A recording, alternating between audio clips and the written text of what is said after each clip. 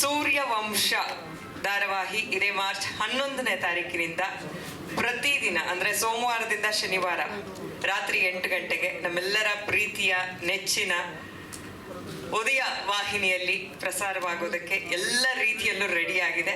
ಸೂರ್ಯವಂಶ ಧಾರಾವಾಹಿಯ ಒಂದು ಪತ್ರಿಕಾಗೋಷ್ಠಿ ಇವತ್ತು ಕಾರ್ಯಕ್ರಮಕ್ಕೆ ಆಗಮಿಸಿರುವಂತಹ ಎಲ್ಲ ಮಾಧ್ಯಮದ ಹಿರಿಯರು ಹಾಗೂ ಸ್ನೇಹಿತರಿಗೂ ಪ್ರೀತಿಯ ಸ್ವಾಗತವನ್ನ ಕೋರ್ತಾ ಕಾರ್ಯಕ್ರಮ ಶುರು ಮಾಡ್ಬಿಡ್ತೀನಿ.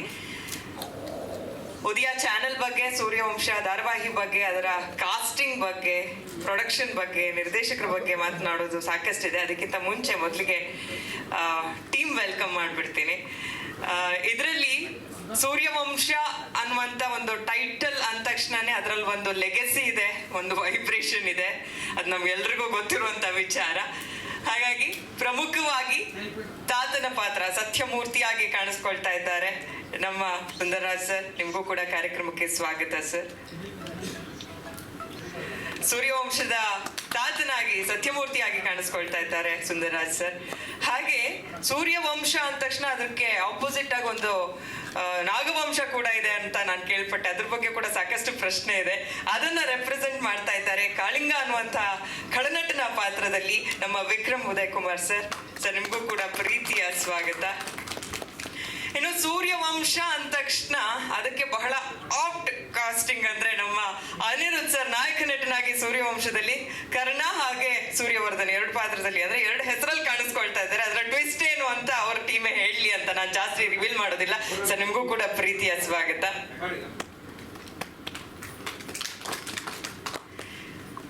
ವೆರಿ ಟ್ಯಾಲೆಂಟೆಡ್ ಕಲಾವಿದೆ ನಮ್ಮ ಅಶ್ವಿನಿ ಅವರು ಇದರಲ್ಲಿ ನಾಯಕಿಯಾಗಿ ಕಾಣಿಸ್ಕೊಳ್ತಾ ಇದ್ದಾರೆ, ಸುರಭಿ ಪಾತ್ರದಲ್ಲಿ ಕಾಣಿಸ್ಕೊಳ್ತಾ ಇದ್ದಾರೆ. ನಿಮಗೂ ಕೂಡ ಪ್ರೀತಿಯ ಸ್ವಾಗತ. ಹಾಗೆ ಸೂರ್ಯವಂಶ ಅನ್ನುವಂತ ಒಂದು ದೊಡ್ಡ ಟೈಟಲ್ ಇಟ್ಟು ಒಂದು ಧಾರಾವಾಹಿ ನಿರ್ಮಾಣ ಆಗ್ತಾ ಇದೆ ಅಂದ್ರೆ ದೊಡ್ಡ ನಿರ್ಮಾಣ ಸಂಸ್ಥೆನೆ ಅದಕ್ಕೆ ಶುರು ಮಾಡಬೇಕು ಅಂತ ನಮ್ಮ ನಿರ್ಮಾಪಕರಾಗಿರುವಂತ ಪದ್ಮನಾಭ ಸರ್ ಕಾರ್ಯಕ್ರಮಕ್ಕೆ ಬಂದಿದ್ದಾರೆ. ಸರ್ ನಿಮಗೂ ಕೂಡ ಪ್ರೀತಿಯ ಸ್ವಾಗತ. ಇಡೀ ಸೂರ್ಯವಂಶದ ಎಲ್ಲ ತಂಡ, ಎಲ್ಲ ಕಲಾವಿದರಿಗೂ ಸ್ವಾಗತವನ್ನ ಕೋರ್ತಾ ಉದಯ ವಾಹಿನಿ ಬಗ್ಗೆ ಒಂದೆರಡು ಸಾಲ ನಾನು ಹೇಳೋದಕ್ಕೆ ಇಷ್ಟಪಡ್ತೀನಿ. ಒಂದೆರಡು ವರ್ಷ ಅಲ್ಲ, ಕಳೆದ 30 ವರ್ಷಗಳಿಂದ ಅದರಲ್ಲೂ ಮೊದಲ ಸ್ಯಾಟಲೈಟ್ ಎಂಟರ್ಟೈನ್ಮೆಂಟ್ ಚಾನೆಲ್ ಕನ್ನಡ ಭಾಷೆಯಲ್ಲಿ ಬಂದದ್ದು. ಒಂದು ರೀತಿ ಇವತ್ತು ಎಷ್ಟೇ ಚಾನೆಲ್ಗಳಿದ್ರು, ಎಷ್ಟೇ ಎಂಟರ್ಟೈನ್ಮೆಂಟ್ ನ್ಯೂಸ್ ಚಾನೆಲ್ಗಳಿದ್ರು ಕೂಡ ಉದಯ ಅಂದ ತಕ್ಷಣ ನಮ್ಗೆ ಒಂದು ತಾಯಿ ಬೇರು ಅಂತ ಹೇಳಿದ್ರೆ ಬಹುಶಃ ತಪ್ಪಾಗೋದಿಲ್ಲ. ಹಾಗೆ ಉದಯದಲ್ಲಿ ಸಾಕಷ್ಟು ವರ್ಷಗಳಿಂದ ಬರ್ತಾ ಇರುವಂತ ಕಾರ್ಯಕ್ರಮಗಳು, ಧಾರಾವಾಹಿ ಆಗ್ಲಿ, ರಿಯಾಲಿಟಿ ಕಾರ್ಯಕ್ರಮಗಳಾಗ್ಲಿ, ಅಥವಾ ಫಾರ್ ಎಕ್ಸಾಂಪಲ್ ಈಗ ಉದಯದಲ್ಲಿ ಶುರು ಮಾಡಿದಂತ ಹರಟೆ ಕಾರ್ಯಕ್ರಮ ಇವತ್ತಿಗೂ ಪ್ರತಿ ಮನೆ ಮನ ತಲುಪಿರುವಂತ ಕಾರ್ಯಕ್ರಮಗಳು. ಧಾರಾವಾಹಿಗಳ ವಿಚಾರಕ್ಕೆ ಬಂದ್ರೆ ಪ್ರತಿ ಧಾರಾವಾಹಿನೂ ವಿಭಿನ್ನವಾಗಿರುತ್ತೆ, ಬಹಳ ಮಹಿಳಾ ಪ್ರಧಾನವಾಗಿರುತ್ತೆ. ಎಷ್ಟು ಕುಟುಂಬಗಳಿಗೆ ಒಂದು ಅದ್ಭುತವಾಗಿರುವಂತ ಮೆಸೇಜ್ ಕೊಡುವಂತ ಧಾರಾವಾಹಿಗಳಾಗಿರುತ್ತೆ. ಪ್ರತಿಯೊಂದು ಪಾತ್ರವು ಇನ್ಸ್ಪೈರಿಂಗ್ ಆಗಿರುತ್ತೆ. ಹಾಗಾಗಿ ಉದಯ ಅಂದ ತಕ್ಷಣ ಎಲ್ಲ ಮೊದಲುಗಳಿಗೆ ಸಾಕ್ಷಿಯಾದಂತ ಒಂದು ವಾಹಿನಿ ಅಂತ ಹೇಳಬಹುದು.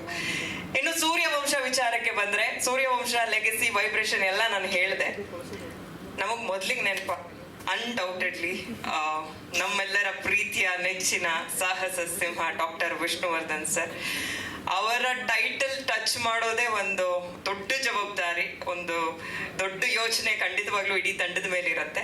ಅಂಥದ್ರಲ್ಲಿ ಸೂರ್ಯವಂಶ ಅನ್ನುವಂಥ ಟೈಟಲ್ ಇಟ್ಟಿದ್ದಾರೆ ಅಂದ್ರೆ ಅದರ ಕಾಸ್ಟಿಂಗ್ ಯಾರು, ಡೈರೆಕ್ಷನ್ ಯಾರು ಅನ್ನುವಂಥದ್ದು. ಇದರಲ್ಲಿ ಹರಿಸಂತ್ ಅವರು ಪ್ರಧಾನ ನಿರ್ದೇಶಕರಾದ್ರೆ, ಪ್ರಕಾಶ್ ಅವರು ಎಪಿಸೋಡ್ ಡೈರೆಕ್ಟರ್ ಆಗಿ ಕಾರ್ಯನಿರ್ವಹಿಸ್ತಾ ಇದ್ದಾರೆ. ಇಡೀ ತಂಡವನ್ನ ನಾನು ಪರಿಚಯ ಮಾಡ್ಕೊಡುವಂತ ಪ್ರಯತ್ನ ಮಾಡ್ತೀನಿ. ಅದಕ್ಕೂ ಮುಂಚೆ ಸೂರ್ಯವಂಶ ಧಾರಾವಾಹಿ ಬಗ್ಗೆ ಒಂದು ಸ್ಪೆಷಲ್ ವಿಟಿ ತಯಾರಾಗಿದೆ, ಅದನ್ನ ನೋಡ್ಕೊಂಡು ಬಂದ್ಬಿಡೋಣ. VT please. ಅಲ್ಲ, ನಿಂತ್ಕೊಂಡ್ರೆ ಓಕೆ. ಅಲ್ಲಲ್ಲ, ನಿಂತ್ಕೊಂಡ್ರೆ ಏನು ಆಗಲ್ಲ ಅಂದ್ರೆ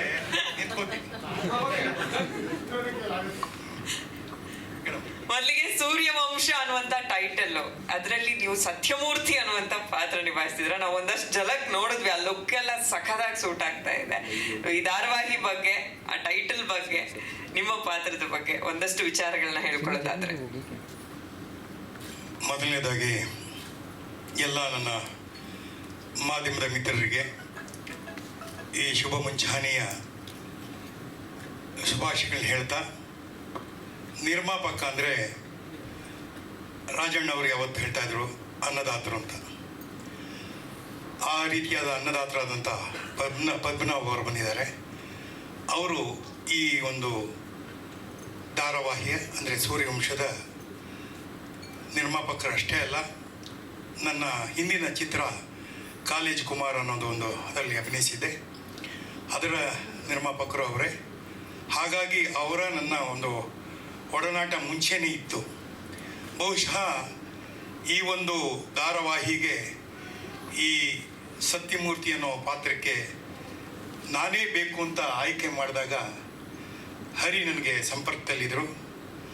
ಆಗ ಹೇಳಿದೆ, ನಾನು ಧಾರಾವಾಹಿ ಮಾಡೋದೇ ಭಾಳ ಕಡಿಮೆ, ಯಾಕೆಂದರೆ ಅದು ಅನುಭವ ನನಗೆ ಸಾಕಷ್ಟು ಆಗಿದೆ. ಅಂದರೆ ಅದೇನು ಕೆಟ್ಟ ಅನುಭವ ಅಂತ ಹೇಳಲ್ಲ, ಬಟ್ ನನ್ನ ಅನುಭವದ ಬಗ್ಗೆ ಹೇಳಬೇಕು ಅಂತಂದರೆ, ಹಲವಾರು ಸಾರಿ ನಾನು ರಾಮಸ್ವಾಮಿ ಅವ್ರ ಹತ್ರ ಮಾತಾಡ್ತಾ ಇದ್ದೆ. ಧಾರಾವಾಹಿಗಳಲ್ಲಿ ಏನಾಗುತ್ತೆ ಅಂತಂದರೆ ಹೇಳಿದ್ದನ್ನೇ ಹೇಳ್ತಾ ಇರ್ತಾರೆ ಅಂದರೆ ಅದು ಏನಾಗುತ್ತೆ, ಬೈ ಡಿಫಾಲ್ಟ್ ಅದು ಆ ಧಾರಾವಾಹಿ ಮುಂದೆ ನಡ್ಕೊಂಡು ಹೋಗಬೇಕು, ಬಹಳ ದಿನಗಳು ನಡಿಬೇಕು ಅಂತ ಹೇಳೋದನ್ನೇ ಹೇಳ್ತಾರೆ. ಸಿನಿಮಾದಲ್ಲಿ ಅದಾಗೋದಿಲ್ಲ. ಸಿನಿಮಾಗೆ ಒಂದು ಟೈಮ್ ಫ್ರೇಮ್ ಇದೆ, ಒಂದು 90 ನಿಮಿಷದ್ದು ಅಥವಾ 2 ಗಂಟೆನೋ 2.5 ಗಂಟೆ ಹಾಕಿ ಒಂದು ಕಥೆನ ಪ್ರಾರಂಭ ಮಾಡಿ ಕಥೆನ ಎಂಡ್ ಮಾಡೋದು ಹೇಗೆ ಅಂತ ಒಬ್ಬ ನಿರ್ದೇಶಕ ಇದ್ದು ಅದು ಮುಗಿಸ್ಬಿಡ್ತಾರೆ. ಬಟ್ ಧಾರಾವಾಹಿನಲ್ಲಿ ಆ ಥರ ಆಗೋದಿಲ್ಲ. ಮೂಲ ನಿರ್ದೇಶಕ ಇರ್ತಾರೆ, ಧಾರಾವಾಹಿ ನಿರ್ದೇಶಕರು ಅಂದರೆ ಎಪಿಸೋಡ್ ನಿರ್ದೇಶಕರು ಇರ್ತಾರೆ. ಆಮೇಲೆ ಅದು ಬಹಳ ದಿನ ನಡಿಬೇಕಾಗತ್ತೆ. ಆ ನಡೆಯೋ ಪ್ರಾಸೆಸ್ಸಲ್ಲಿ ನಮಗೂ ವಯಸ್ಸಾಗ್ತಾ ಸ್ಪೀಡ್ ಕಮ್ಮಿ ಆಗ್ಬಿಡುತ್ತೆ. ಇದೆಲ್ಲ ಮನಸ್ಸಲ್ಲಿ ಇಟ್ಕೊಂಡು ನಾನೊಂದು ಕಂಡೀಷನ್ ಹಾಕಿದೆ. ನನಗೆ ಗೊತ್ತಿತ್ತು ಇದು ಸೂರ್ಯವಂಶ ಮುಂಚೆ ಮಾಡಿ ಅದು ನಿಂತು ಹೋಗ್ಬಿಟ್ಟಿತ್ತು ಅಂತ ಕೇಳ್ಪಟ್ಟಿದ್ದೆ. ಆದರೆ ನಾನು ಬಂದ ನಂತರ ಅದು ನಿಂತು ಹೋಗಬಾರ್ದು ಅನ್ನೋದು ಒಂದು ಕಂಡೀಷನ್ ಆಗ್ತಿದ್ದೆ. Point number 1. ಪಾಯಿಂಟ್ ನಂಬರ್ 2, ನಾನು ಬಹಳ ದಿನಗಳಿಂದ ನನ್ನ ಮನಸ್ಸಲ್ಲಿದ್ದ ಒಂದು ಆಸೆ ಇತ್ತು. ಏನಪ್ಪ ಅಂತಂದರೆ, ಕನ್ನಡದಲ್ಲಿ ಪ್ರಪ್ರಥಮವಾದ ಒಂದು ಚಾನೆಲ್ ಪ್ರಾರಂಭ ಆಗಿದ್ದು ದೂರದರ್ಶನ್ ನಂತರ ಅದು ಉದಯ ಟಿವಿ. ಆದರೂ ಅದರ ಹೆಡ್ ಆದಂಥ ಸೆಲೋಮ್ ಸರ್ ಈ ಒಂದು ಚಾನೆಲ್ ಓಪನ್ ಮಾಡೋಕ್ಕೆ ಮುಂಚೆನೇ ಒಂದು ಡಿಸ್ಕಷನ್ ಭಾಳ ಒಂದು 30 ವರ್ಷದ ಹಿಂದೆ ನಡೀತಾ ಇತ್ತು. ಆವಾಗ ಈ ಒಂದು ಚಾನೆಲ್ಗೆ ಆಲ್ರೆಡಿ ಸನ್ ಟಿ ವಿ ಅಂತ ತಮಿಳಲ್ಲಿ ಇತ್ತು, ಸೂರ್ಯ ಅಂತ ಮಲಯಾಳದಲ್ಲಿ, ಆಮೇಲೆ ತೆಲುಗುನಲ್ಲಿ ಏನಿದೆ ಅಂತ ಗೊತ್ತಿಲ್ಲ. ಕನ್ನಡಕ್ಕೆ ನನ್ನ ಸ್ನೇಹಿತ ಹೇಳ್ತಾ ಇದ್ದ, ನೀನು ಸಿನಿಮಾ ನೋಡ್ದಂಗೆ ಆಗತ್ತಲ್ಲ ಅಂತ. ನಾನು ಇನ್ನೊಂದು ಕಂಡೀಷನ್ ಹಾಕಿದ್ದೆ. ಏನಪ್ಪ ಅಂದರೆ, ನೀನು ಟಿ ವಿ ಥರ ನೀನು ಏನಾದರೂ ಧಾರಾವಾಹಿ ಥರ ತೆಗೆದ್ರೆ ಮಾಡೋದು ಕಷ್ಟಪ್ಪ.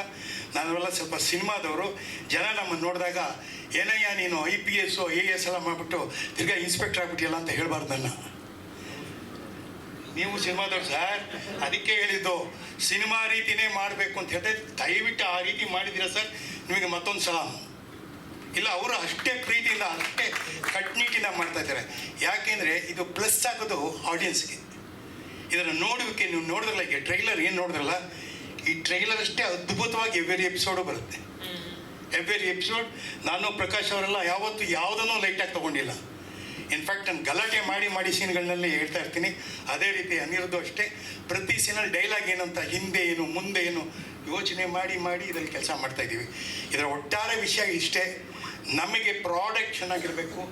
ಆ ಪ್ರಾಡಕ್ಟ್ ಮೂಲಕ ಜನಗಳಿಗೆ ಇವತ್ತು ನಾವು ಕೊಡ್ತಾ ಇದ್ದೀವಿ ಅದ್ರ ಬಗ್ಗೆ ಒಂದು ರೀತಿ ನಮ್ಗೆ ಅಭಿಮಾನ ಇರಬೇಕು, ಅವ್ರಿಗೊಂಥರ ಸಂತೋಷ ಇರಬೇಕು. ಸೊ ಇದು 1 ವೇ ಟ್ರಾಫಿಕ್ ಅಲ್ಲ, 2 ವೇ ಟ್ರಾಫಿಕ್ಕು. ಇದರಲ್ಲಿ ಮತ್ತೊಬ್ಬ ಹೀರೋ ಯಾರು ಅಂದರೆ ನಮ್ಮ ರೈಟರ್ ಯೋಗಾನಂದ್ ಅವರು. ಸರ್ ನಿಂತ್ಕೊಳ್ಳಿ ಸರ್, ಪರವಾಗಿಲ್ಲ. ನೀವ್ಯಾಕೆ ಸರ್ ಅಲ್ಲಿ ಕೂತಿದ್ದೀರಾ? ಬನ್ನಿ ಸರ್.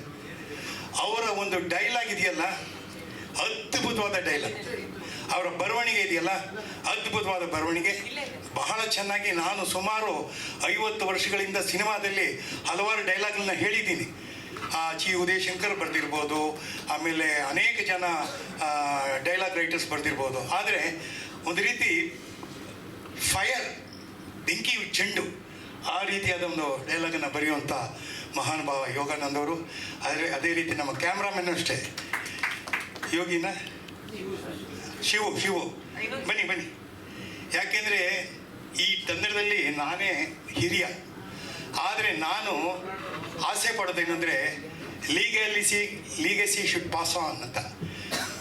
ನಾವು ಎಷ್ಟೇ ಮಾಡಿದ್ರು ನಮ್ಮದೆಲ್ಲ ಆಶೀರ್ವಾದ ಇವ್ರಿಗಷ್ಟೇ. ನಾನು ಕನಸು ಕಾಣ್ತಾ ಇರೋದೆಂದರೆ, ನನ್ನ ಕುಡಿ ಬರಬೇಕು, ಅವನು ಮುನ್ನಡೆಸ್ಕೊಂಡು ಹೋಗಬೇಕು. ಈಗ ಶಕ್ತಿ ಕಮ್ಮಿ ಇದೆ, ದುಷ್ಟಶಕ್ತಿಗಳು ಜಾಸ್ತಿ ಆಗಿದೆ. ಇದಕ್ಕೆಲ್ಲ ಒಂದು ಮಟ್ಟ ಹಾಕಬೇಕು ಅಂತಂದರೆ ನನ್ನ ಸೂರ್ಯ ವಂಶದ ಕುಡಿ ಸೂರ್ಯ ಬರಬೇಕು ಅಂತ ಕಾಯ್ತಿರ್ನಲ್ಲ, ಅದೇ ರೀತಿ ಜನನೂ ಕಾಯ್ತಿರ್ತಾರೆ ಈ ಧಾರಾವಾಹಿ ನೋಡೋದಕ್ಕೆ. ಮೊದಲನೇದಾಗಿ ನಮಗೆಲ್ಲ ಪ್ಲಸ್ ಆಗಿರೋದೇನೆಂದರೆ ಪವರ್ಫುಲ್ ಟೈಟಲ್ ಸೂರ್ಯವಂಶ.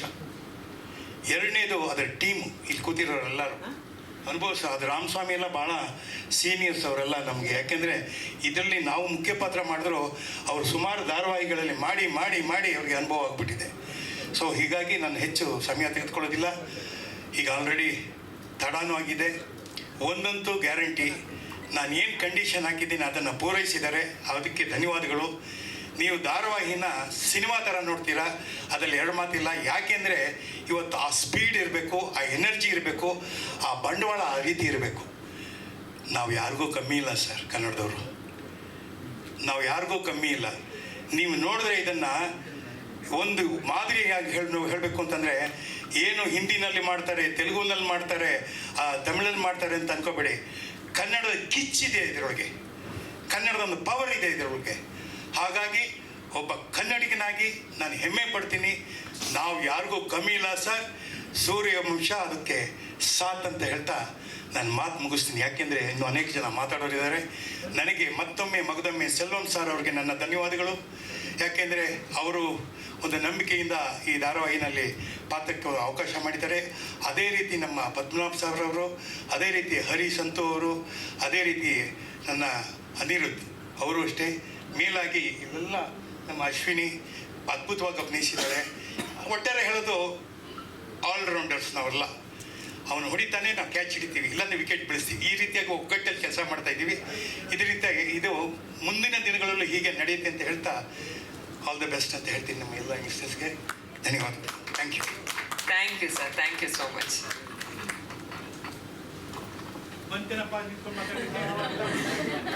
ಈಗ ನಮ್ಮ ನಿರ್ದೇಶಕರು ಮಾತಾಡಬೇಕು. ಪ್ರಕಾಶ್ ಸರ್, ನಾನು ಹೇಳ್ತಾ ಇದ್ದೆ ಸೂರ್ಯವಂಶ ಟೈಟಲ್ ಇಟ್ಟಿರೋದಾಗಿರ್ಬೋದು, ಕಾಸ್ಟಿಂಗ್ ನೋಡ್ತಾ ಇದ್ರೆ ಒಂದು ದೊಡ್ಡ ಜವಾಬ್ದಾರಿ.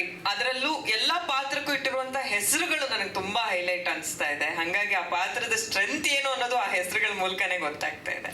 ಸೊ ಹೇಗಿತ್ತು ಸರ್ ಪ್ರಿಪ್ರೇಷನ್? ಹಾಂ ಮೇಡಮ್, ತುಂಬ ಚೆನ್ನಾಗಿತ್ತು. ನಾನು ಇದಕ್ಕೆ ನಿರ್ದೇಶಕ ಅಂತ ಸ್ವಲ್ಪ ಜೋರಾಗಿ ಮಾತಾಡಿ ಸರ್. ಹಾಂ, ನನ್ನ ನಿರ್ದೇಶಕ ಅಂತ ನನ್ನ ಚೂಸ್ ಮಾಡಿದಾಗ ತುಂಬ ಖುಷಿ ಆಯಿತು, ಜೊತೆಗೆ ಭಯನೂ ಆಯಿತು. ಭಯ ಯಾಕಂದರೆ ಆ ಸೂರ್ಯವಂಶ ಅನ್ನೋ ಟೈಟ್ಲು ನಾವೆಲ್ಲ ಅವಾಗ ಸ್ಕೂಲೆಲ್ಲ ಓದೋರು, ಸೂರ್ಯವಂಶ ಸಿನಿಮಾ ಬಂದಾಗೆಲ್ಲ. ಸೊ ವಿಷ್ಣು ಸಾರೇ ಬಂದಂಗೆ ಆಯಿತು ಮುಖದ ಮೇಲೆ. ಆ ಥರ ನನಗೆ ಒಂಥರ ಭಯ ಅಂದರೆ ಆ ಥರ ಆಯಿತು. ಸೊ ಈ ಜವಾಬ್ದಾರಿ ನನಗೆ ಕೊಟ್ಟಿದ್ದಾರೆ, ತುಂಬ ಚೆನ್ನಾಗಿ ನಿಭಾಯಿಸಿದ್ದೀನಿ ಕೂಡ. ಸೊ ಚೆನ್ನಾಗಿದೆ ಮೇಡಮ್, ಒಳ್ಳೆ ಎಕ್ಸ್ಪೀರಿಯೆನ್ಸು. ಅನಿರುದ್ಧ್ ಸರು ಕೊಡುವಂಥ ಇದು ಕೋಆಪ್ರೇಟ್ ಮಾಡೋದಾಗಲಿ, ಸುಂದರ್ ಸರ್ ಆಗಲಿ, ಎಲ್ಲ ಕಲಾವಿದರು ತುಂಬ ಚೆನ್ನಾಗಿ ಕೋಆಪ್ರೇಟ್ ಮಾಡ್ತಾರೆ. ಸೊ ನಾನು ಹೊಸಬ ಚಿಕ್ಕವನು ಅನ್ನೋದು ಯಾವತ್ತೂ ಎಲ್ಲೂ ತೋರಿಸ್ಕೊಟ್ಟಿಲ್ಲ. ಸೊ ತುಂಬ ಖುಷಿ ಆಗುತ್ತೆ ಮೇಡಮ್, ತುಂಬ ಖುಷಿ ಆಗುತ್ತೆ ಸರ್. ಇಲ್ಲ ಸರ್, ಆ ಥರದಲ್ಲಿಲ್ಲ. ಅವ್ರದ್ದೊಂದು ಝಲಕ್ ತೊಗೊಂಡಿದ್ದೀವಿ ಅದರಲ್ಲಿ. ಅವ್ರ ಗೆಟಪ್ ಆಗಿರ್ಬೋದು, ಆ ಸ್ಟೈಲ್ ಆಗಿರ್ಬೋದು, ಅಂಡು ಸರ್ ಮಾಡಿದ್ದಾರೆ ಹೊರತು ಆ ಸೀನ್ಗಳು ಅಂತ ಏನು ಆ್ಯಡ್ ಮಾಡಿಲ್ಲ ಸರ್.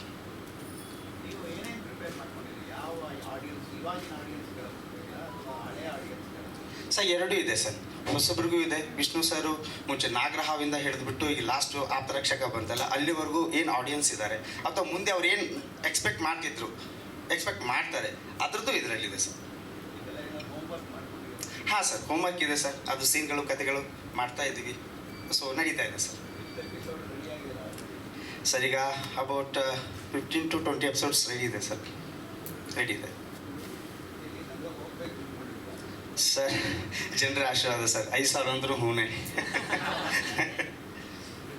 ಡೈರೆಕ್ಟ್ 5,000ನೇ ಹೇಳ್ಬಿಟ್ಟು. ಹ್ಞೂ ಸರ್, ಹ್ಞೂ ಮೇಡಮ್. ಯಾಕಂದರೆ ಹಂಗಿದೆ ಟೈಟ್ಲ್, ಹಂಗಿದೆ ವರ್ಚಸ್ ಆಗಿದೆ. ನಾವು ತೋರಿಸ್ತಾ ಹೋದ್ರೆ 10,000 ಅಂದ್ರೂ ಕಡಿಮೆನೆ.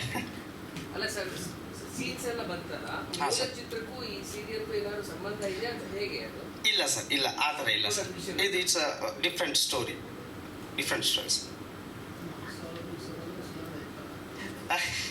ಸರ್ ಇರ್ತಾರೆ ಸರ್, ಗ್ಯಾರಂಟಿ ಇದೆ ಸರ್.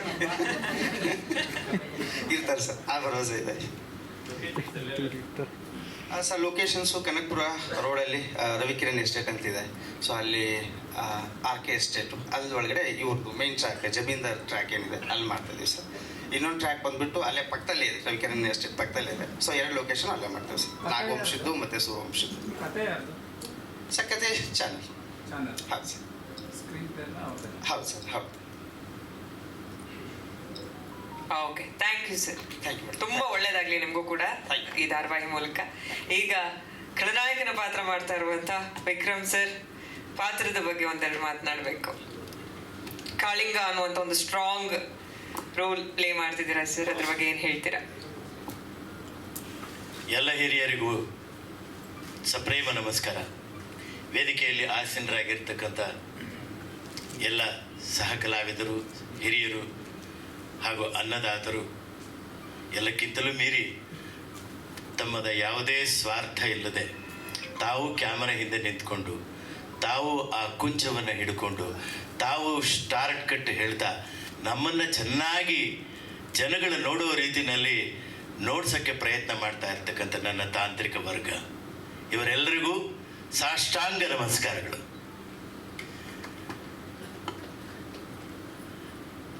ಸಿನಿಮಾ ಆಗಲಿ ಅಥವಾ ಧಾರಾವಾಹಿ ಆಗಲಿ ಒಂದು ಸಾಂಘಿಕ ಪ್ರಯತ್ನ.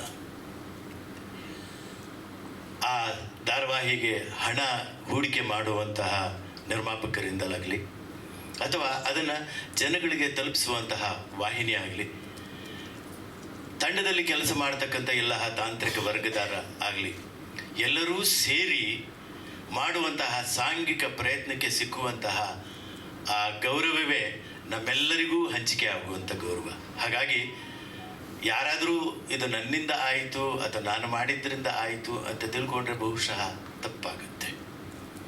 ಹಾಗಾಗಿ ನಾವೆಲ್ಲರೂ ಸೇರಿ ತುಂಬ ಪ್ರೀತಿಯಿಂದ, ತುಂಬ ಆತ್ಮಗೌರವದಿಂದ, ತುಂಬ ವಿಶ್ವಾಸದಿಂದ ನಿಮಗೆ ಒಂದು ತಟ್ಟೆಯಲ್ಲಿ ಚೆನ್ನಾಗಿರುವಂತಹ ರುಚಿ ರುಚಿಯಾದಂತಹ ಅನ್ನ, ಹಣ್ಣು, ಕುಡಿಯೋಕ್ಕೆ ಚೆನ್ನಾಗಿರುವಂಥ ಪಾನೀಯ ಎಲ್ಲವನ್ನೂ ನಾವು ನಿಮ್ಮ ಮುಂದೆ ಅರ್ಪಿಸಿದ್ದೀವಿ. ಅದನ್ನು ತಿಂದು ಸಂತೋಷಪಟ್ಟು ಆತ್ಮಾನಂದ ಅನುಭವಿಸಿ ನೀವು ಚೆನ್ನಾಗಿರಿ ಅಂತ ಆಶೀರ್ವಾದ ಮಾಡೋದಷ್ಟೇ ನಾವು ನಿಮ್ಮನ್ನು ಕೇಳ್ಕೊಳ್ತಾ ಇರೋದು. ಹಾಗಾಗಿ ಈ ತಂಡದ ಪರವಾಗಿ ನಮ್ಮನ್ನು ಇಷ್ಟೊಂದು ಪ್ರೀತಿಯಿಂದ ನಿಮ್ಮ ಮನಸ್ಸಿನಲ್ಲಿರುವಂತಹ ಎಲ್ಲ ಪ್ರಶ್ನೆಗಳು ಉತ್ತರ ಕೇಳುವಂತಹ ಈ ಸಂದರ್ಭ ನಿಜವಾಗ್ಲೂ ಬಹಳ ಶ್ಲಾಘನೀಯ. ಕಲಾವಿದನಾಗಿ ಪ್ರತಿಯೊಂದು ಪಾತ್ರವು ಅವನು ಬೆಳಿಗ್ಗೆ ಹುಟ್ಟುತ್ತಾನೆ ಮತ್ತು ರಾತ್ರಿ ಮಲಕೊಂಡಾಗ ಉಸಿರಾಟ ಒಂದು ಬಿಟ್ಟು ಸಾಯ್ತಾನೆ, ಮತ್ತು ಮಾರನೇ ದಿನ ತಿರುಗಿ ಹೊಸದಾಗಿ ಹುಟ್ಟಬೇಕು. ಹಾಗಾಗಿ ನಾ ಹಿಂದೆ 50 ಸಿನಿಮಾ ಮಾಡಿದ್ದೀನಿ, 500 ಎಪಿಸೋಡ್ ಮಾಡಿದ್ದೀನಿ, ಅದು ಯಾವುದೂ ಪ್ರಯೋಜನಕ್ಕೆ ಬರಲ್ಲ. ನಿನ್ನೆ ನಾವು ಏನು ಮಾಡಿದ್ದೀವಿ ಅನ್ನೋದು ಕೇವಲ ನಮ್ಮ ಮನಸ್ಸಿನ ಒಳಗಡೆ ನಮಗೆ ಕೊಡಬಹುದಾದಂಥ ಒಂದು ಉತ್ತೇಜನ, ಒಂದು ಆತ್ಮಾಭಿಮಾನ ಅಷ್ಟೇ ಹೊರತು ಆವತ್ತು ಬೆಳಗ್ಗೆ ನಾವೇನು ಮಾಡ್ತೀವಿ. ಹಾಗಾಗಿ ಪ್ರತಿಯೊಂದು ದಿನ ಕಲಾವಿದನೂ ಹುಟ್ಟುತ್ತಾನೆ, ಕಲೆನೂ ಹುಟ್ಟುತ್ತೆ, ಹಾಗೆ ಪಾತ್ರನೂ ಹುಟ್ಟುತ್ತೆ. ನೆನ್ನೆ ತುಂಬ ಚೆನ್ನಾಗಿ ಮಾಡಿದ್ರಲ್ಲ ಸರ್, ಯಾಕೆ ಇವತ್ತು 2 ಟೇಕ್ ತೊಗೊಂಡ್ರಿ ಅಂತ ಕೇಳಿದ್ರೆ ಅದು ಆ ಸಮಯ ಸಂದರ್ಭ.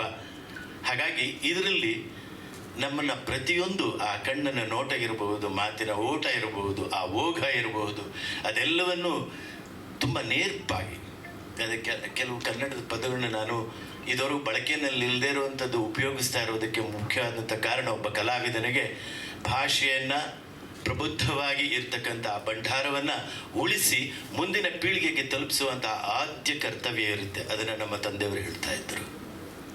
ಹಾಗಾಗಿ ಇಲ್ಲಿರುವಂಥ ಸಾಕಷ್ಟು ಮಹನೀಯರು ನಮ್ಮ ತಂದೆಯವರನ್ನ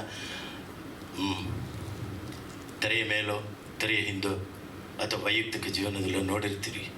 ಹಾಗಾಗಿ ಅವರ ಆಶಯಗಳನ್ನ, ಅವರ ಮಾತುಗಳನ್ನ, ಅವರ ಜೀವನ ಶೈಲಿಯನ್ನು ನಾವು ಅಳವಡಿಸ್ಕೊಂಡಿರೋದ್ರಿಂದ ಸರ್ವತ್ರ ಪೂಜ್ಯತೆ, ಎಲ್ಲರೂ ನಮಗೆ ಗೌರವ ಕೊಡ್ತಾರೆ. ಅವರು ಗೌರವ ಕೊಟ್ಟಾಗ ನಾನು ಅದು ವಿಕ್ರಮ ಕೊಡ್ತಾ ಇರೋಂಥ ಗೌರವ ಅಂತ ತಿಳ್ಕೊಂಡ್ರೆ ಅದು ಬಹಳಷ್ಟು ಮೂರ್ಖತನ. ನನಗೆ ಸಿಗ್ತಾ ಇರುವಂತಹ ಗೌರವ ಕೇವಲ ಕಲಾಕೇಸರಿ, ನಟ ಸಾಮ್ರಾಟ್, ಕಲಾಭೀಷ್ಮ, ಉದಯ್ ಕುಮಾರ್ ಅವ್ರಿಗೆ ತಲುಪಿಸುವಂಥದ್ದು.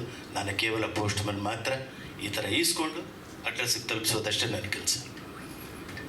ಹಾಗಾಗಿ ನನ್ನನ್ನು ಅಷ್ಟೇ ಗೌರವದಿಂದ ಕೆಲವು ಸಲ ನನ್ನ ಸಹ ಕಲಾವಿದರು, ನನ್ನ ನಿರ್ದೇಶಕರು, ಸರ್ ನಾವು ಉದಯ್ ಕುಮಾರ್ ಅವ್ರ ಜೊತೆಯಲ್ಲಿ ಕೆಲಸ ಮಾಡಿದ ಹಾಗೆ ಅನ್ನಿಸ್ತು ಅಂತಂದಾಗ ನನ್ನ ಜನ್ಮ ಸಾರ್ಥಕ್ಯ.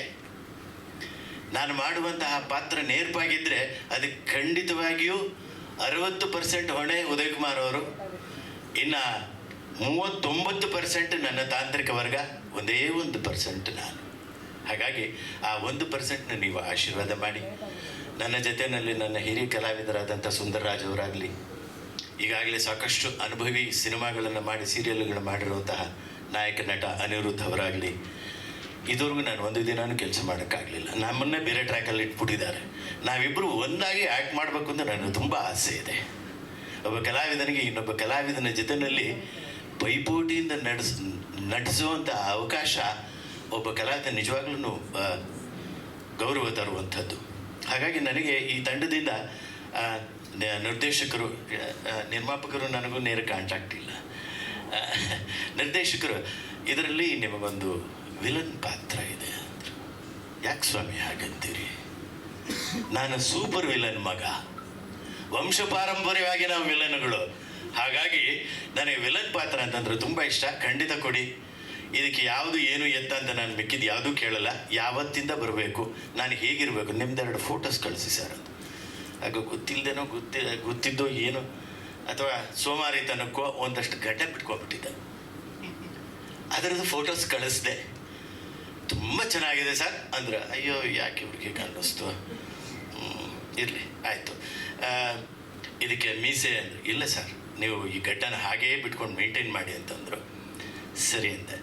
ಕಾರ್ಯಾನುಕಾರಣದಿಂದ ನನ್ನ ಪಾತ್ರ ಬರೋದಕ್ಕೆ ಪಾತ್ರ ಮೊದಲನೇ ದಿನವೇ ಬಂತು. ಮೊದಲನೇ ದಿನ ಶೂಟಿಂಗ್ ಶುರುವಾಗಿದ್ದೇನೋ ಮೊದಲನೇ ದಿನ ನನ್ನ ಪಾತ್ರ, ಅದು ನನ್ನ ಹೆಗ್ಗಳಿಕೆ. ಫಸ್ಟ್ ಶಾರ್ಟ್ ಫೇಸ್ ಮಾಡಿದ್ರೆ ನಾನೇ. ಅಷ್ಟೊತ್ತಿಗಾಗಲೇ ನಾನು ಸುಮಾರಾಗಿ ಬಂದಿತ್ತು. ಸರ್ ಈ ಗೆಟಪ್ ತುಂಬ ಚೆನ್ನಾಗಿದೆ, ಕಂಟಿನ್ಯೂ ಮಾಡಿ ಅಂದರು. ಸೊ ಹಾಗಾಗಿ ಯಾವಾಗಲೂ ನೀಟ್ ಶೇವ್ ಮಾಡ್ಕೊಳ್ತಾ ಇದ್ದಂಥ ನಾನು ಯಾರಿಗೂ ಗುರ್ತು ಸಿಕ್ಕದೇ ಇರೋ ಥರ ಈ ಗೆಟಪ್ ಇಟ್ಕೊಂಡ್ಬಿಟ್ಟಿದ್ದೇನೆ. ಇದಕ್ಕೊಂಥರ ನನಗೆ ತುಂಬ ಸಂತೋಷ ಅಂತ ಅನಿಸುತ್ತೆ. ಯಾಕೆಂತಂದರೆ ಇದುವರೆಗೂ ನಾನು ಕಾಣಿಸ್ದೇ ಇರೋಂಥ ಮುಖ ನನ್ನ ಸ್ಕ್ರೀನಲ್ಲಿ ಕಾಣಿಸ್ದಾಗ ಅರೆ ಚೆನ್ನಾಗಿದ್ದೇನಲ್ಲ ಶುಭಾಷ್ ಅನ್ನೋ ಥರ ಅನ್ನಿಸ್ತೆ. ಹಾಗಾಗಿ ನನಗೆ ಈ ಗೆಟಪ್ ತುಂಬ ಇಷ್ಟ ಆಗಿದೆ, ಈ ಪಾತ್ರ ತುಂಬ ಇಷ್ಟ ಆಗಿದೆ. ನಮ್ಮ ಅಣ್ಣ ಸುಂದರರಾಜ್ ಅವರು ಹೇಳಿದ್ರು, ಗಡ್ಡದಲ್ಲಿ ಚಂದವಾಗಿ ಕಾಣ್ತಿದ್ದೀರಾ. ಇನ್ನು ರಾಮಸ್ವಾಮಿ ಸರ್, ನಿಮ್ಮ ಪಾತ್ರದ ಬಗ್ಗೆ ಸೂರ್ಯವಂಶದಲ್ಲಿ ಹೇಳೋದಾದ್ರೆ ಇರ್ಲಿ ಸರ್, ಒಂದೆರಡು ಸಾಲ ನಿಮ್ಮ ಪಾತ್ರ. ನಾನೇ ಮುಗಿಸ್ಬೇಕು. ಉಪಸ್ಥಿತರಿರುವ ಎಲ್ಲ ಮಾಧ್ಯಮ ಮಿತ್ರರಿಗೂ ನಮಸ್ಕಾರ. ಹಾಗೂ ಕಲಾರಂಗದ ಉತ್ತುಂಗದಲ್ಲಿರುವ ನನ್ನ ಸಹೋದ್ಯೋಗಿ ಕಲಾವಿದರಿಗೆ, ಹಿರಿಯರಾಗಿರ್ಬೋದು ಕಿರಿಯರಾಗಿರ್ಬೋದು, ಹಾಗೆ ಅನ್ನದಾತರಾದಂಥ ಪದ್ಮನಾಭರವರೇ, ನಿಮ್ಮೆಲ್ಲರಿಗೂ ನಮಸ್ಕಾರ. ಸೂರ್ಯವಂಶ ಟೈಟಲ್ಲೇ ಒಂದು ಕಂಪನ ಇದೆ. ನಮಗೂ ಒಂಥರ ರೋಮಾಂಚನ ಆಯಿತು. ನನ್ನನ್ನು ಒಂದು ಪಾತ್ರಕ್ಕೆ ಆಯ್ಕೆ ಮಾಡಿದ್ವಿ. ಸ್ವಲ್ಪ ಕಾಮಿಕ್ ಇರುತ್ತೆ, ಕಾಮಿಕ್ ವಿಲನ್ ಇರುತ್ತೆ ಅಂದರು. ಆಮೇಲೆ ನಾನು ಮೊದಲಿಗೆ ಕೇಳಿದ್ದಿಷ್ಟೇ, ಏನು ನನ್ನ ಕ್ಯಾರೆಕ್ಟರ್ ಏನು ಅಂದಾಗ ಹೀರೋಯಿನ್ ಫಾದರ್ ಅಂದರು. ಅದು ಸಾಮಾನ್ಯವಾಗಿ ಒಂದು 10,000 ಎಪಿಸೋಡ್ಸ್ ಮೇಲೆ ಮಾಡಿದ್ದೀನಿ. ನನ್ನನ್ನು ಕರೆಯೋದೆಲ್ಲ ಹೀರೋಯಿನ್ ಫಾದರ್ಗೆ. ಸರಿ ಬಿಡಿ, ಇನ್ನೇನು ಮಾಡೋಕ್ಕಾಗಲ್ಲ, ಯಾವುದೋ ಒಂದು ಪಾತ್ರ ಬಂತಲ್ಲ ಅನ್ನೋ ಖುಷಿ ಆಯಿತು. ಆಮೇಲೆ ಟೈಟ್ಲ್ ನನಗೆ ತುಂಬ ಅಟ್ರಾಕ್ಟ್ ಆಯಿತು. ಆಮೇಲೆ ಒಂದು ಸಿಂಕ್ ಏನಾಯ್ತಂದರೆ, ಹೀರೋಯಿನ್ ಇದ್ದಾರಲ್ಲ ಮುದ್ದು ಲಕ್ಷ್ಮಿಲಿ, ನನಗೆ 1250 ಎಪಿಸೋಡ್ಸು ನಾವಿಬ್ಬರು ಜೊತೆಯಾಗಿ ಕೆಲಸ ಮಾಡಿದ್ದೀವಿ. ಅದ್ಭುತವಾದ ದಾಖಲೆ ಮಾಡ್ತು ಮತ್ತೊಂದು ವಾಹಿನಿಯಲ್ಲಿ. ಅಲ್ಲೂ ನಾನು ಅವಳಿಗೆ ತಂದೆ ಆಗಿದ್ದೆ. ಅಲ್ಲಿ ಏನಂದರೆ, ಅಲ್ಲಿ ತಂದೆ ಪಾತ್ರ ಅಂತ ಬರೀ ಅಳೋದೇ ಆಯಿತು. ಇಲ್ಲಿ ಅಳ್ತಾ ಇಲ್ಲ, ಬೇರೆಯವ್ರನ್ನ ಅಳಿಸೋ ಪಾತ್ರ. ಆಮೇಲೆ ನಮ್ಮ ಮಾವನ ಮನೆಗೆ ಮತ್ತು ನಮ್ಮ ಮಾವನ ಶತ್ರು ಅವರ ಬಾಮೈದನ ಮನೆಗೆ, ಎರಡೂ ಮನೆಗೆ ಓಡಾಡುವಂಥ ಒಂದು ಕಾಮಿಕ್ ಮತ್ತು ವಿಲನ್ನಿಶು, ಸಂಚು ಹುನ್ನಾರ ಈ ಥರನೇ ಮಾಡುವಂಥದ್ದು. ಆಮೇಲೆ ಮಗಳು ಮಾತಾಡಿದಾಗ ಮಗಳ ಮುಂದೆ ಸ್ವಲ್ಪ ಪೆಚ್ಚಾಗಿ ಆಡುವಂಥ ಪಾತ್ರ ತುಂಬ ಚೆನ್ನಾಗಿ ಮೂಡ್ ಬರೋಕ್ಕೆ ಕಾರಣರಾಗಿದ್ದಾರೆ ನಮ್ಮ ನಿರ್ದೇಶಕ ಪ್ರಕಾಶ್ ಅವರು. ಮೊದಲಿಗೆ ಮಾಡಿದಂಥ ಪ್ರತಾಪ್ರವರು, ಹರಿಸಂತು ಅವರು, ಇವರೆಲ್ಲರಿಗೂ ನಿರ್ದೇಶನಕ್ಕೆ ನಾನು ತುಂಬ ಖುಷಿ ಪಡ್ತೀನಿ. ತುಂಬ ಚೆನ್ನಾಗಿ ನನ್ನ ಪಾತ್ರನ ಮಾಡಿಸ್ತಾ ಇದ್ದಾರೆ. ನಾನು ಶಕ್ತಿ ಮೀರಿ ನನ್ನ ಪಾತ್ರ ಮಾಡ್ತಾ ಇದ್ದೀನಿ. ಆಮೇಲೆ ಸುಂದರಣ್ಣ ಅವ್ರ ಜೊತೆ ಇದು 2ನೇ ಕಾಂಬಿನೇಷನ್ ಉದಯ ಟಿವಿಲಿ. ಅವತ್ತಿಗೆ ಸೂಪರ್ ಡೂಪರ್ ಹಿಟ್ ಆಗಿದ್ದಂಥ ಬಂಗಾರ, ಇವತ್ತಿಗೂ ಬಂಗಾರ ಅಂದರೆ, ಉದಯ ಟಿವಿಲಿ ಬಂಗಾರ ಅಂದರೆ ನಂಬರ್ 1 ಇವತ್ತಿಗೂ. ಅದರಲ್ಲಿ ಅವ್ರ ಸುಂದರಣ್ಣ ಅವ್ರ ಜೊತೆ ಆ್ಯಕ್ಟ್ ಮಾಡಿದ್ದೆ. ಇದು ಮತ್ತೊಮ್ಮೆ ಅವ್ರ ಕಾಂಬಿನೇಷನ್ನು. ಇದು ಮತ್ತೆ ಸೂಪರ್ ಡೂಪರ್ ಆಗೋ ಎಲ್ಲ ಲಕ್ಷಣಗಳು ಕಾಣಿಸ್ತಾ ಇದ್ದಾವೆ. ಆಮೇಲೆ ಅದು ಎಲ್ಲಕ್ಕಿಂತ ಹೆಚ್ಚಾಗಿ ಸೂರ್ಯವಂಶದ ಸಾರಥಿ. ಸೂರ್ಯವಂಶ ಅಂದರೆ ನಮ್ಮ ಕಣ್ಣಿಗೆ ಬರೋದೇ ದಾದಾ ಅವರ ಅಳಿಯಂದ್ರು, ಅವ್ರ ಜೊತೆಗೆ ನಾವು ಮಾಡ್ತಾ ಇರೋದು ನಿಜವಾಗ್ಲೂ ಒಂದು ಹೆಮ್ಮೆಯ ಪಾತ್ರ ಅಂತಲೇ ಹೇಳ್ತೀನಿ. ಆಮೇಲೆ ತುಂಬ ಅದ್ದೂರಿಯಾಗಿ ಮೂಡ್ ಬರೋಕ್ಕೆ ಕಾರಣ ಆಗಿದ್ದಾರೆ ನಮ್ಮ ಅನ್ನದಾತ ನಿರ್ಮಾಪಕರು. ಅವ್ರಿಗೆ ಥ್ಯಾಂಕ್ಸ್ ಹೇಳ್ತೀನಿ. ಎಲ್ಲೂ ಏನು ಕಾಂಪ್ರಮೈಸ್ ಮಾಡಿಲ್ಲ, ಎಲ್ಲ ಅಚ್ಚುಕಟ್ಟಾಗಿ ಅದ್ದೂರಿಯಾಗಿ ನಿರ್ಮಾಣ ಮಾಡಿದ್ದಾರೆ. ಅವ್ರಿಗೆ ಎಲ್ಲ ರೀತಿಯ ಯಶಸ್ಸು ಸಿಗಬೇಕು ಅನ್ನೋದು ನಮ್ಮ ಮನದಾಳದ ಹಾರೈಕೆ. ಜೊತೆಗೆ ತಾಂತ್ರಿಕ ವರ್ಗ ಆಗಿರ್ಬೋದು, ಕ್ಯಾಮ್ರಾಮನ್ ಶಿವ ಆಗಿರ್ಬೋದು, ಲೋಕಿ ಆಗಿರ್ಬೋದು, ಆಮೇಲೆ ನಮ್ಮ ರೈಟರ್ ಯೋಗಾನಂದಣ್ಣ ಆಗಿರ್ಬೋದು. ಯೋಗಾನಂದ್ ಅವ್ರದ್ದು ನಮ್ದು 2ನೇ ಕಾಂಬಿನೇಷನು, ಅದು ಒಂದು ಸೂಪರ್ ಡೂಪರ್ ಹಿಟ್ ಮಾಡಿದ್ವಿ. ಈಗ ಮತ್ತೆ ಒಂದಾಗಿದ್ವಿ, ಅದರಲ್ಲೂ ಈ ರೀತಿ ಸೂಪರ್ ಡೂಪರ್ ಹಿಟ್ ಆಗೋ ಲಕ್ಷಣ ಕಾಣಿಸ್ತಾ ಇದೆ.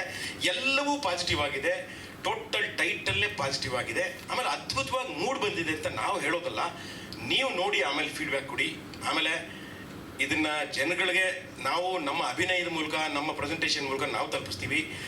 ಮಾಧ್ಯಮ ಮಿತ್ರರಿಗೆ ನಾನು ಮತ್ತೊಮ್ಮೆ ಕೇಳ್ಕೊತಾ ಇದ್ದೀನಿ, ನಿಮ್ಮ ಪ್ರಚಾರದ ಸ್ಪರ್ಶ ನಮ್ಮ ಸೂರ್ಯವಂಶದ ಮೇಲೆ ಇರಲಿ, ನಿಮ್ಮ ಶುಭ ಹಾರೈಕೆಗಳಿರಲಿ. And I wish you all the best, entire team ಒಳ್ಳೇದಾಗಲಿ. ನಮಸ್ಕಾರ. ಥ್ಯಾಂಕ್ ಯು ಸರ್, ನಿಮಗೂ ಕೂಡ ತುಂಬಾ ಒಳ್ಳೇದಾಗ್ಲಿ. ಲೋಕೇಶ್ ಅವರು, ನಿಮ್ಮ ಪಾತ್ರದ ಬಗ್ಗೆ ಪಕ್ಕದಲ್ಲಿರೋರಿಗೆ ಕೊಟ್ಬಿಡ್ಲಾ? ಹೌದು ಸರ್. ಎಲ್ಲ ಮಾಧ್ಯಮ ಮಿತ್ರರಿಗೂ ನಮಸ್ಕಾರ. ಹಾಗೆ ವೇದಿಕೆಯ ಮೇಲೆ ಇರುವಂತಹ ಎಲ್ಲ ಹಿರಿಯರಿಗೂ ನನ್ನ ನಮಸ್ಕಾರಗಳು. ಹಾಗೆ ನಮ್ಮ ಅನ್ನದಾತರಿಗೆ ನನ್ನ ನಮಸ್ಕಾರ. ಉದಯ ಟಿ ವಿಲಿ ಇದು ನನ್ನ 2ನೇ ಪ್ರಾಜೆಕ್ಟು. ಮೊದಲು ಗೌರಿಪುರದ ಗಯ್ಯಾಳಿಗಳು ಮಾಡ್ತಾ ಇದ್ದೆ.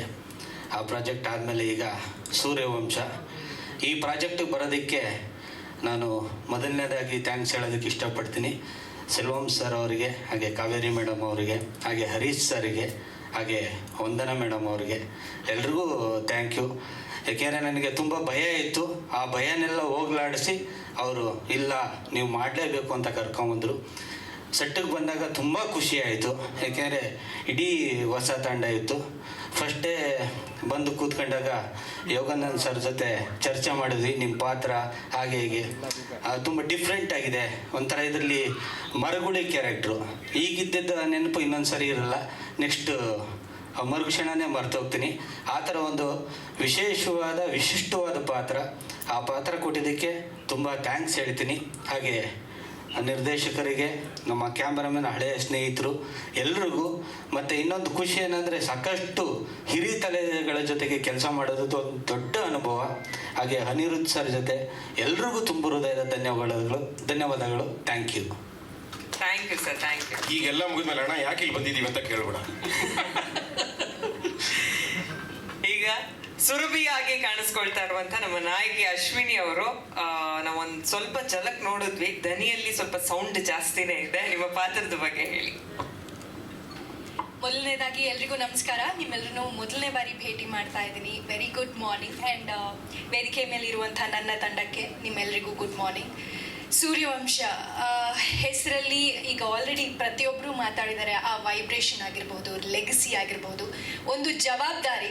ಆ ಜವಾಬ್ದಾರಿ ನನಗೆ ಬಂದಾಗ ಮೊದಲನೇದಾಗಿ ಟೈಮ್ ತೊಗೊಂಡೆ, 2-3 ದಿನ. ಓಕೆ, ಇದು ನನ್ನ ಕೈಲಿ ಸಾಧ್ಯನಾ ಅಂತ. ಯಾಕಂದರೆ ಪಾತ್ರ ಆಗಿದೆ, ಈ ಹಿಂದೆ ಮಾಡಿದಂಥ ಪಾತ್ರಕ್ಕಿಂತ ತುಂಬ ವಿಭಿನ್ನವಾಗಿದೆ.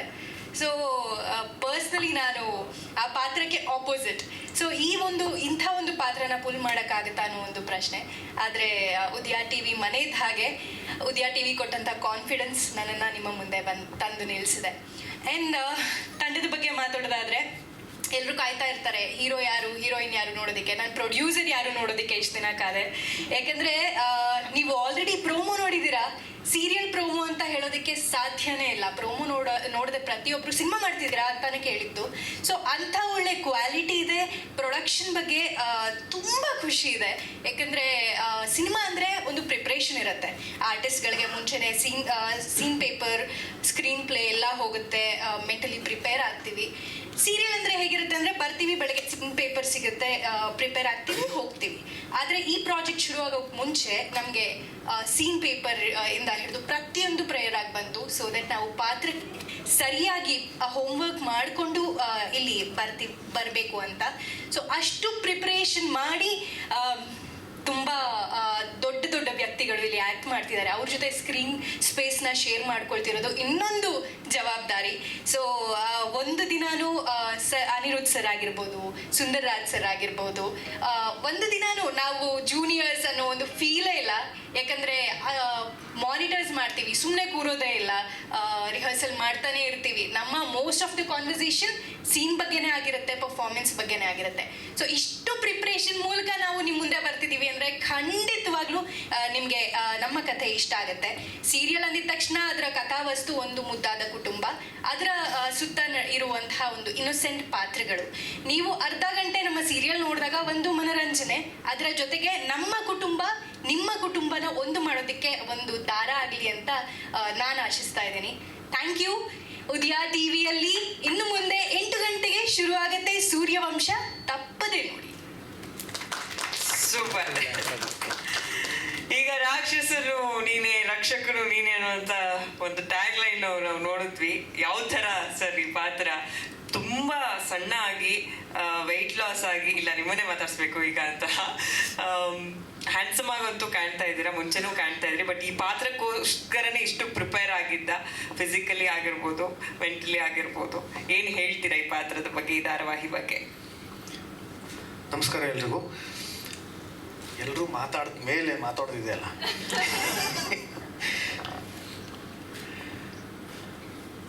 ನನ್ನ ಪಾತ್ರಗಳು ತುಂಬ ವಿಶೇಷವಾಗಿವೆ. ಪಾತ್ರಗಳು ಯಾಕೆ ಹೇಳ್ತಿದ್ದೀನಿ ಅಂತಂದರೆ, ಅದು ಬಹುಶಃ ನೀವು ನೋಡಿದ್ಮೇಲೆ ನಿಮ್ಗದು ಗೊತ್ತಾಗುತ್ತೆ. ತುಂಬ ವೈಶಿಷ್ಟ್ಯವಾಗಿರ್ತಕ್ಕಂಥ, ವೈವಿಧ್ಯಪೂರ್ಣವಾಗಿರ್ತಕ್ಕಂಥ ಪಾತ್ರಗಳು. ಬಹಳ ಆಸಕ್ತಿಯಿಂದ, ಬಹಳ ಛಲದಿಂದ, ತುಂಬ ವಿಶ್ವಾಸದಿಂದ ಇದನ್ನು ನಾನು ಮಾಡ್ತಾಯಿದ್ದೀನಿ. ಈ ಶೀರ್ಷಿಕೆ ಬಗ್ಗೆ ಈಗಾಗಲೇ ಎಲ್ಲರೂ ಹೇಳಿದ್ದಾರೆ. ಸೂರ್ಯವಂಶ ತುಂಬ ಸಕಾರಾತ್ಮಕವಾಗಿರ್ತಕ್ಕಂಥ ಶೀರ್ಷಿಕೆ. ಈಗಾಗಲೇ ಜನ ಮೆಚ್ಚುಗೆಯನ್ನು ಪಡೆದಿರ್ತಕ್ಕಂಥ ಒಂದು ದಾಖಲೆಯನ್ನು ಸೃಷ್ಟಿ ಮಾಡಿರ್ತಕ್ಕಂಥ ಸಿನಿಮಾ ಶೀರ್ಷಿಕೆ. ಇದು ಎಲ್ರಿಗೂ ಎಷ್ಟು ಹತ್ತಿರನೋ ಅದಕ್ಕಿಂತ ಬಹುಶಃ ಮತ್ತಷ್ಟು ಮಗದಷ್ಟು ಅದು ನನಗೆ ಹತ್ತಿರ. ಎಲ್ರಿಗೂ ಗೊತ್ತಿರೋ ಹಾಗೆ ಅದರಲ್ಲಿ, ಆ ಸಿನಿಮಾದಲ್ಲಿ ಅಪ್ಪ ಅವರು, ಸಾಹಸ ಸಿಂಹ ಡಾಕ್ಟರ್ ವಿಷ್ಣುವರ್ಧನ್ ರವರು ಅಭಿನಯಿಸಿರೋದರಿಂದ ಆ ಒಂದು ಶೀರ್ಷಿಕೆ ನನಗೆ ತುಂಬ ಹತ್ತಿರ. ಆ ಒಂದು ಶೀರ್ಷಿಕೆಯ ಧಾರಾವಾಹಿ, ಅದರಲ್ಲಿ ನಾನು ಅಭಿನಯಿಸಬೇಕು ಅಂತಂದರೆ ಅದು ನನಗೆ ಹೆಚ್ಚಿಗೆ ಒಂದು ಜವಾಬ್ದಾರಿ ಕೂಡ ಕೊಡುತ್ತೆ. ಆ ಜವಾಬ್ದಾರಿಯ ಜೊತೆಗೆ ಸಾಕಷ್ಟು ಪ್ರೀತಿ, ಸಾಕಷ್ಟು ಹಾರೈಕೆ, ಆಶೀರ್ವಾದದ ಜೊತೆಗೆ ಸಾಕಷ್ಟು ಅಪೇಕ್ಷೆ ಕೂಡ ಇದೆ. ಆ ಅಪೇಕ್ಷೆಗಳನ್ನು ನಾವು ಪೂರೈಸೋದಕ್ಕೆ ನಾನು, ನಮ್ಮ ಇಡೀ ತಂಡ, ಮೊದಲಿಗೆ ನಮ್ಮ ವಾಹಿನಿ, ಸೆಲ್ವಂ ಸರ್ ಆಗಿರಬಹುದು, ವಿಜಯ್ ಕುಮಾರ್ ಸರ್, ಹರೀಶ್ ಸರ್, ವಂದನಾ ಮೇಡಮ್, ನಮ್ಮ ಇಡೀ ತಂಡ, ದೊಡ್ಡ ತಂಡನೇ ಇದೆ.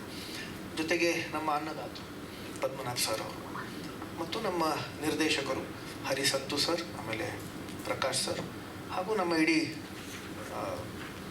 ತಾಂತ್ರಿಕ ವರ್ಗ, ನಾವೆಲ್ಲರೂ ತುಂಬ ಛಲದಿಂದ ಇದನ್ನು ಮಾಡ್ತಾಯಿದ್ದೀವಿ. ವಿಜಯ್ ಕುಮಾರ್ ಸರ್ ಮೊಟ್ಟ ಮೊದಲಿಗೆ ಅವರು, ಆಮೇಲೆ ಹರೀಶ್ ಸರ್ ಇಬ್ಬರು ನನಗೆ ಕರೆ ಮಾಡಿ ಹೇಳಿದ್ರು, ಬಹುಶಃ ಇದು 1 ವರ್ಷದಿಂದ ನಡೀತಾ ಇದೆ, ಈ ಧಾರಾವಾಹಿ ಮಾಡಬೇಕು ಅಂತ. ಪ್ರತಿ ತಿಂಗಳು ಅವರು ನನಗೆ ಫೋನ್ ಮಾಡೋರು, ಪ್ರತಿ ತಿಂಗಳು ಕರೆ ಮಾಡಿ ಕೇಳೋರು, ಸೂರ್ಯವಂಶ ಮಾಡೋಣ ಅಂತ. ಮಾಡೋಣ ಸರ್. ಆಮೇಲೆ ನಮ್ಮದು ಸಿನಿಮಾ ಶುರುವಾಯಿತು, ಶೆಫ್ ಚಿದಂಬರ ಸಿನಿಮಾ ಶುರುವಾಯಿತು. ಸಿನಿಮಾ ಮಾಡೋವಾಗಲೂ ಕರೆ ಮಾಡ್ತಾಯಿದ್ರು, ಪ್ರತಿ ತಿಂಗಳು 1 ಕರೆ ಮಾಡ್ತಾಯಿದ್ರು. ಈಗ ನೀವು ಸಿನಿಮಾ ಮಾಡ್ತಿದ್ದೀರಿ, ಧಾರಾವಾಹಿ ಮಾಡೋದಕ್ಕೆ ಆಸಕ್ತಿ ಇದೆಯಾ? ಖಂಡಿತ ಇದೆ ಸರ್, ನನಗೆ ಧಾರಾವಾಹಿ ತುಂಬ ಕೊಟ್ಟಿದೆ. ನನಗೆ ಮನೆಗಳಲ್ಲೂ ನಾನು ಹೋಗೋದಕ್ಕೆ ಅದು ತುಂಬ ನನಗೆ ಸಾಥ್ ಕೊಟ್ಟಿದೆ. ಹಾಗಾಗಿ ನಾನು ಧಾರಾವಾಹಿ ಯಾವತ್ತೂ ಮರೆಯಲ್ಲ, ಕಿರುತೆರೆ ಯಾವತ್ತೂ ಮರೆಯಲ್ಲ. ನಾನು ಖಂಡಿತವಾಗ್ಲೂ ಮಾಡ್ತೀನಿ. ಸರಿ, ಒಂದು 3 ತಿಂಗಳ ಹಿಂದೆ ಆ 1 ತಿಂಗಳಲ್ಲಿ ಅವರು 2 ಬಾರಿ ಕರೆ ಮಾಡಿದ್ರು. ಹಾಗಾದರೆ ಇದು ನಿಜವಾಗ್ಲೂ ಮಾಡ್ತಾರೆ ಅನ್ನೋ ಒಂದು ಭರವಸೆ ಉಂಟಾಯಿತು. ಕರೆದ್ರು, ಬರ್ತೀರಾ ಕಚೇರಿಗೆ, ಬರ್ತೀರಾ ಮಾತಾಡೋಣ ಅಂತ ಹೇಳಿದ್ರು. ಹೋದೆ ನಾನು. ಸುಂದರರಾಜ್ ಸರ್ ಅವರು ಒಂದಿಷ್ಟು ಕಂಡೀಷನ್ಸ್ಗಳನ್ನು ಹಾಕೊಂಡಿದ್ರಲ್ಲ, ನಂದು ಒಂದಿಷ್ಟು ಕಂಡೀಷನ್ಸ್ ಇತ್ತು. ಅವರ ಶಕ್ತಿಯನ್ನು ಅವ್ರಿಗೆ ತೋರಿಸ್ಕೊಟ್ಟೆ ನಾನು.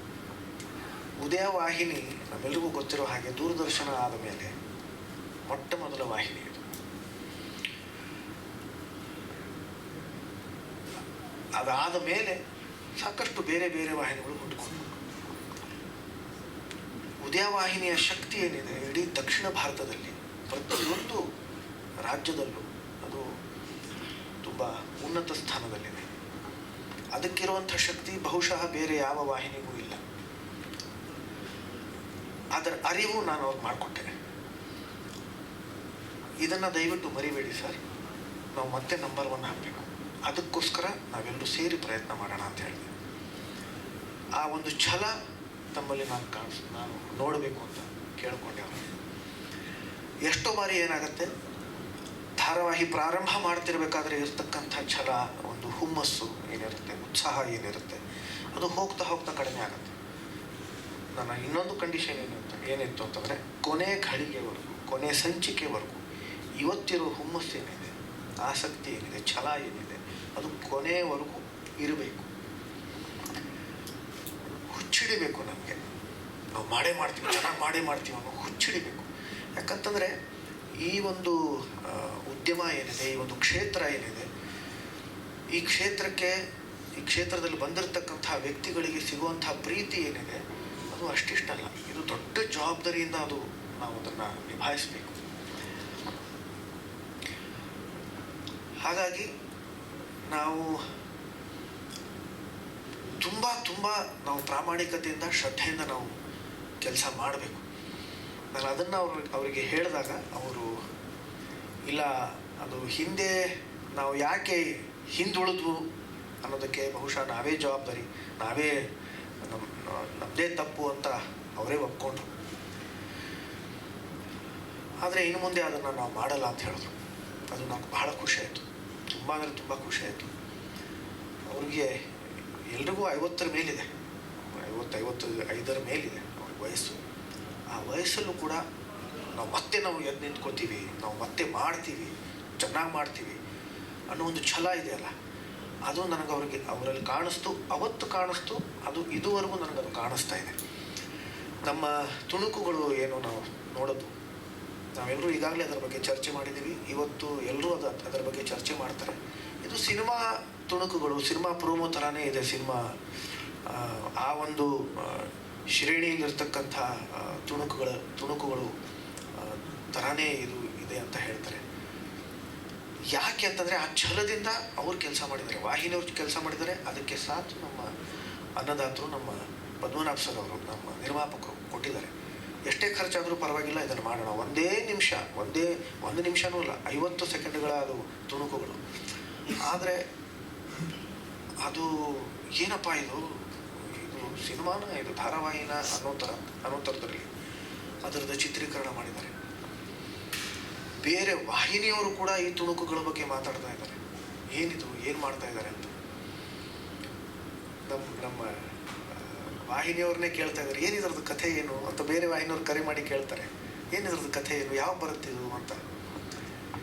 ಇಷ್ಟೊಂದು ಉತ್ಸಾಹ ಬೇರೆಯಲ್ಲಿ ಅದು ಉಂಟಾಗಿದೆ ಅಂತಂದರೆ ಅದಕ್ಕೆ ಕಾರಣ ನಮ್ಮ ವಾಹಿನಿ, ನಮ್ಮ ನಿರ್ಮಾಪಕರು, ನಮ್ಮ ಇಡೀ ತಂಡ.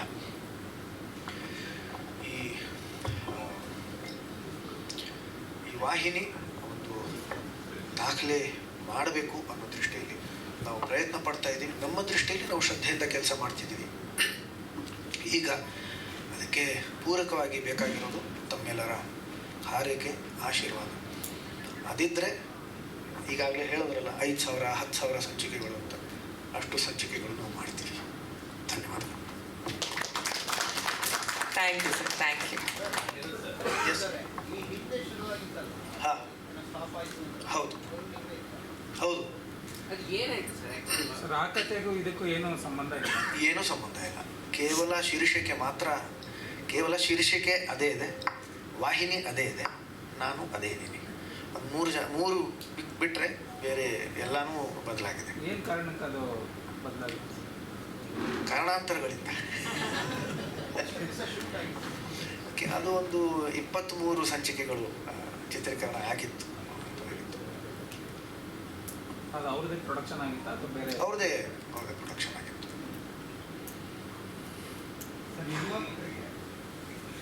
ವಾಹಿನಿಯಿಂದ ಹೊರಗಡೆ ಬರುವಂಥ ಸಂದರ್ಭದಲ್ಲಿ ಒಂದಷ್ಟು ನಿರ್ಮಾಪಕರು, ಅಂದರೆ ಕಿರುತೆರೆಯ ನಿರ್ಮಾಪಕರು, ಕಿರುತೆರೆಯಿಂದ ಬ್ಯಾನ್ ಮಾಡಬೇಕು, ಆ ಥರ ಹೀಗೆ ಅನ್ನೋ ಒಂದಷ್ಟು ವಿಚಾರಗಳು ಇಟ್ಕೊಂಡು ಒಂದಷ್ಟು ದಿನಗಳ ಕಾಲ ಅದಕ್ಕೆ ಒಂದಷ್ಟು ಹೋರಾಟಗಳು ನಡೀತು. ಈ ಒಂದು ಸೀರಿಯಲ್ನ ಶುರು ಮಾಡಿದಂಥ ಸಂದರ್ಭದಲ್ಲಿ ನಿಮಗೇನಾದರೂ ಅಡೆತಡೆಗಳು ಉಂಟಾಲ್ವಾ? ಆ ಟೆಲಿವಿಷನ್ ಸಂಘ ಏನಿದೆ ಅವ್ರ ಕಡೆಯಿಂದ, ನಿರ್ಮಾಪಕರ ಸಂಘ ಕಡೆಯಿಂದ ಏನಾದರೂ? ಅಲ್ಲ, ನಿರ್ಮಾಪಕರಿಗೆ ಕೇಳ್ತಾರೆ. ನಮಸ್ಕಾರ. ಹೇಳ್ತೀನಿ ಒಂದು 2 ನಿಮಿಷ. ನನ್ನ ಪ್ರೀತಿಯ ಆತ್ಮೀಯ ಪತ್ರಿಕೋದ್ಯಮ ಸ್ನೇಹಿತರಿಗೆ, ನನಗೆಲ್ಲ ಹಳಬರು ನೀವು. ನಾನು ಸಿನಿಮಾ ಮಾಡ್ತಿದ್ದೆ, ಇವಾಗ ಒಂದು ತನ್ವಿ ಮೀಡಿಯಾ ಕಾಪ್ ಅಂತ ಚೊಚ್ಚಲ ಧಾರಾವಾಹಿ ಸೂರ್ಯವಂಶ ಮಾಡ್ತಾಯಿದ್ದೀನಿ. ನನ್ನ 3 ಸಿನಿಮಾನೂ ಸನ್ ನೆಟ್ವರ್ಕ್ಗೆ ನಾನು ಕೊಟ್ಟಿರೋದು. ನನಗೆ ಒಂದು godfathers Sun Network, Selvam sir, Vijay Kumar sir. ನನಗೆ ನಮ್ಮ ಚಾನಲಿಂದ ಬಂದಾಗ ನಾನು ಪ್ರೀತಿಯಿಂದ ಒಪ್ಕೊಂಡೆ. ಯಾಕೆಂತಂದರೆ ಅನಿರುದ್ಧ ಅವ್ರದ್ದು ಸ್ಟಾರ್ ಕ್ಯಾಸ್ಟ್ ಅಂತಂದಾಗ ಅವತ್ತೇ ಒಪ್ಕೊಂಡು ಮಾಡಿದೆ. ನಿಮ್ಮ ಆಶೀರ್ವಾದ ನನ್ನ ಸಿನಿಮಾಗೆ ಹೇಗೆ ಕೊಡ್ತಿದ್ರೋ ಅದೇ ರೀತಿ, ಯಾಕೆಂದರೆ ನೀವೆಲ್ಲ ನೋಡಿದ್ದೀರ. ಮುಂದೆನೂ ಈ ಥರ ಏನಿರುತ್ತೆ ಮುಂದೆನೂ ಅದೇ ಥರ ಇರುತ್ತೆ. ದಯವಿಟ್ಟು ಆಶೀರ್ವಾದ ಮಾಡಿ. ಹೇಳಿ ಬ್ರದರ್, ಏನು ಹೇಳಿ? ಅನಿರುದ್ಧ್ ಸರ್ ಅವ್ರನ್ನ ಹಾಕೊಂಡು ಈ ಒಂದು ಸೀರಿಯಲ್ ಮಾಡುವಂಥ ಸಂದರ್ಭದಲ್ಲಿ ನಿಮಗೇನಾದರೂ ಅಡೆತಡೆಗಳು? ಯಾಕಂದರೆ ಅವ್ರನ್ನ ಕಿರುತೆರೆಯಿಂದಲೇ ಬ್ಯಾನ್ ಮಾಡಬೇಕು ಅನ್ನುವಂತಹ ಒಂದಷ್ಟು ಹೋರಾಟಗಳು ಆ ಸಂದರ್ಭದಲ್ಲಿ ಆದ್ರಿಂದ ನೀವು ಗಮನಿಸಿರ್ತೀರ ಅನ್ಕೊಂಡು. ನಮ್ಗೆ ಆ ಥರ ಯಾರು ಏನೂ, ನನಗೆಲ್ಲ ಫೋನ್ ಮಾಡೋದು ತುಂಬ ಕಷ್ಟ ಅನಿಸುತ್ತೆ. ಎಲ್ಲಕ್ಕೆ ನಮ್ಮ ಪತ್ರಿಕೋದ್ಯಮದವ್ರಿಗೆ ಗೊತ್ತು. ನನಗೆ ಯಾರು ಆ ಥರ ಫೋನ್ ಮಾಡಿಲ್ಲ ಬ್ರದರ್. ಹಾಂ, ಫೋನ್ಗಾ? ಇಲ್ಲ, ಮಿಸ್ ಕಾಲ್ ಇದ್ದರೂ ವಾಪಸ್ ಫೋನ್ ಮಾಡ್ತೀನಿ ರಾತ್ರಿ 12 ಗಂಟೆ ಆದರೂ. Thank you very much. Title royalty ಬಗ್ಗೆ ಮಾತಾಡೋದು ಅಂದರೆ ಅದು ಕಿರಿತೆರೆಯಲ್ಲಿ ಆಲ್ರೆಡಿ ಕುಮಾರಸ್ವಾಮಿ ಅವರು ಬಳಸಿದ್ದಲ್ಲ. ಸೊ ಟೈಟಲ್ ರಾಯಲ್ಟಿ ಏನಾದರೂ ಇದಾಯ್ತಾ ಅಥವಾ ಕಿರುತೆರೆಗೆ ಏನು ಅಪ್ಲೈ ಆಗಲ್ಲ? ಕಿರುತೆರೆಗೆ ಏನು ಅಪ್ಲೈ ಆಗಲ್ಲ ಅನ್ಸುತ್ತೆ. Thank you.